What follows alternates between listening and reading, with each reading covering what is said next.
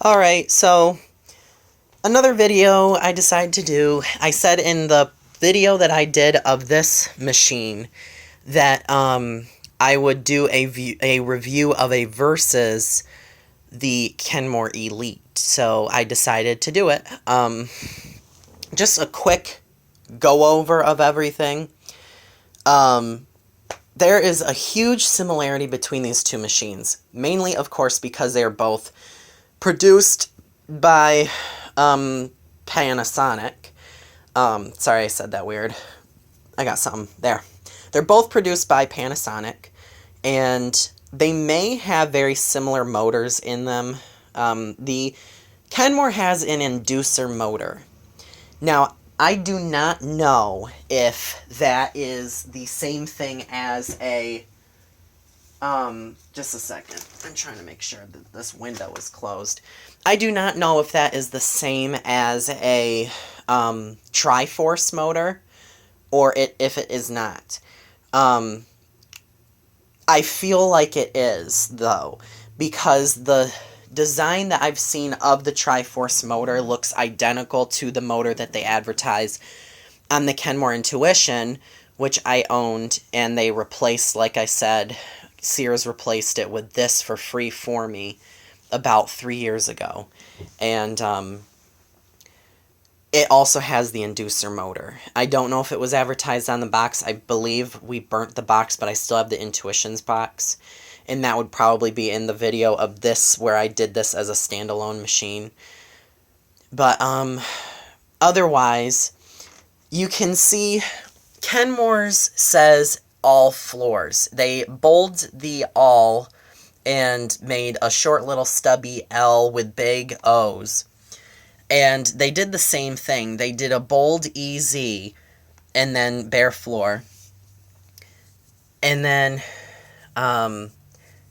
you can see it kind of carries over. The 14-inch is bolded. The direct drive is bolded. HEPA is bold. The media filter is not. They both have the overload protection reset. Same font and everything. And, of course, as you can also see, that is the turbo nozzle to the Panasonic. And this is the turbo nozzle to the Kenmore. Both the same exact design. As you can see, same bristles, interchangeable. Same thing. They open up and work the same way. The only other difference is the attachments are not the same for the dusting brush. However, the crevice tools are. Same exact crevice tools. Hope I have the right one to the right machine. I know it really doesn't matter, but in a way, to me, it does. And the wands are the same as well.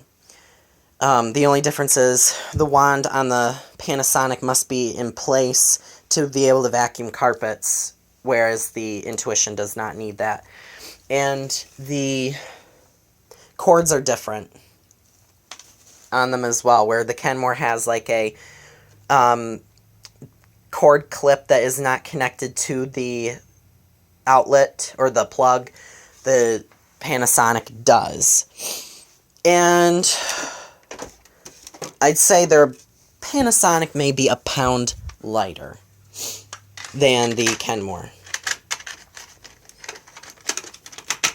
Sorry, trying to get that back on.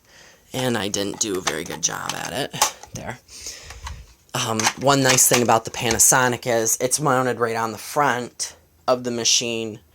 The bags may be interchangeable, but I only run cloth bags in the Kenmore, and I have not bought bags for the Panasonic yet.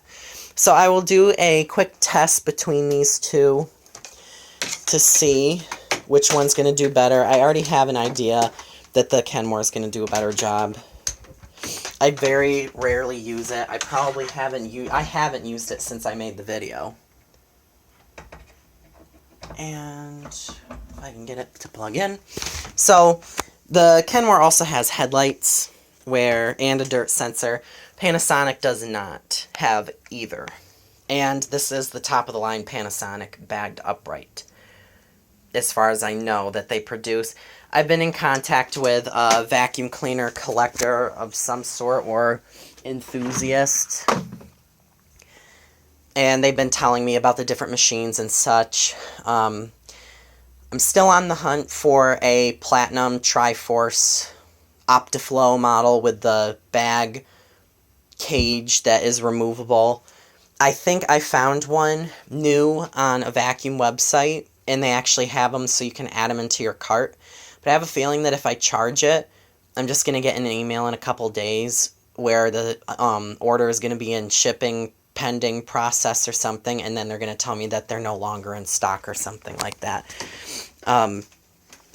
So, also the direct drive system, it's similar because it has an independent motor, whereas that does as well, but I don't like the design of that model. It's so noisy.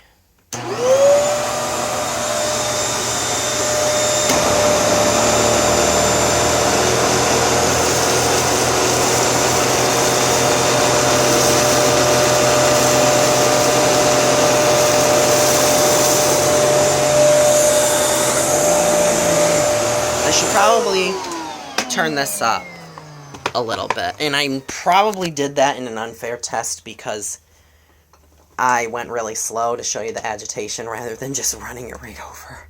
But it didn't leave anything behind going that slow, so we'll see if the Panasonic does the same.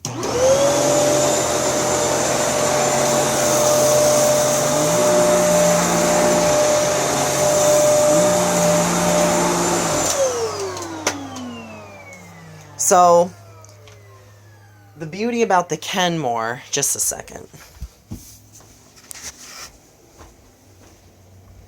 is the fact that as soon as the brush turns on, you really just hear the brush hitting the carpet and that's it. Now, the Panasonic story is different. The bag is stinky in that Kenmore. And you can practically not use the tools at all on this Panasonic because it is so tippy. As soon as the hose is restricted, it just topples right over. It'll even go sideways because the wheels in the back are positioned closer together. So, here we go. And I don't like the location of the power switch on this thing. I believe it is the same motor.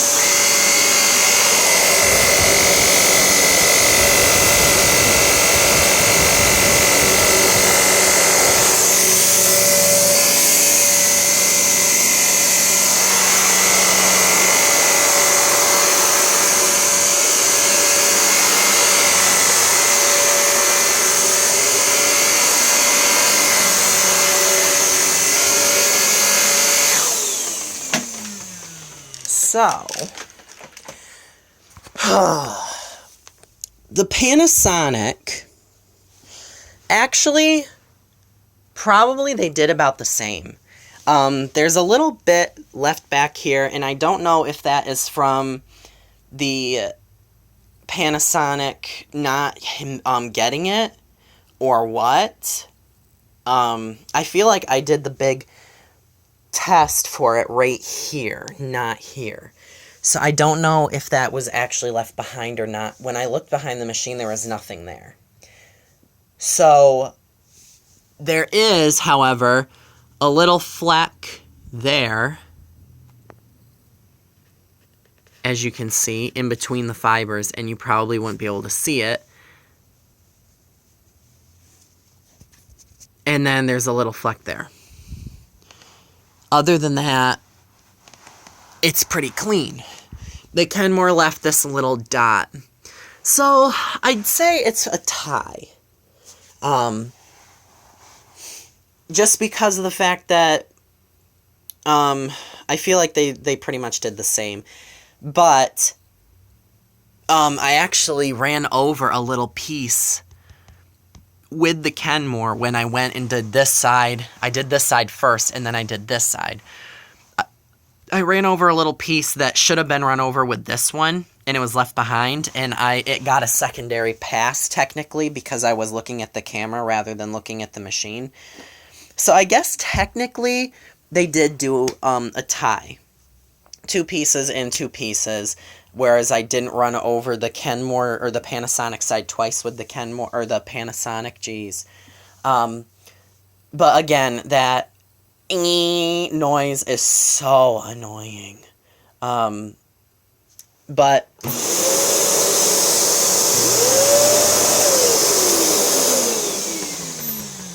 and you can see if you pinch off the circulation, this thing's very plasticky.